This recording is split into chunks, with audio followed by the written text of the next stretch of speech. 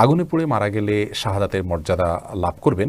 নবী করিম সাল্লাল্লাহু আলাইহি ওয়াসাল্লাম বিভিন্ন হাদিসে শাহাদাতের মর্যাদা লাভ করবে এরকম ব্যক্তিদের প্রকার উল্লেখ করা যায়। কোনো কোনো হাদিসে আসছে যে শাহিদ ও খামসুন, 5 ব্যক্তি শাহাদাতের মর্যাদা লাভ করবে। এর ভিতরে নবী করিম সাল্লাল্লাহু আলাইহি ওয়াসাল্লাম বলেছেন যিনি আগুনে পুড়ে মারা যান তার কথা। তেমনিভাবে পানিতে ডুবে মারা যান, কোনো কিছু নিচে চাপা পড়ে মারা যান, এই ব্যক্তিকে নবী করিম সাল্লাল্লাহু আলাইহি ওয়াসাল্লাম শহীদের মর্যাদা পাবেন বলে বলেছেন। পেটের পীড়া মারা গেছেন তাদের জন্য বলেছেন।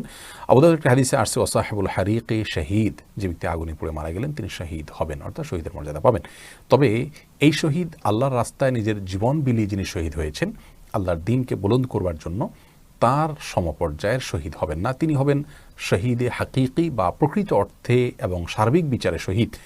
আর এভাবে যারা মৃত্যুবরণ করেন তারা হলেন হুকমান শহীদ, অর্থাৎ বিধানগতভাবে তাদেরকে শহীদ বলা হবে। তারা শহীদের সওয়াবটা লাভ করবেন, কিন্তু পৃথিবীতে একজন সাধারণ মানুষের মতো তাদেরকে গোসল দিবে, দাফন করতে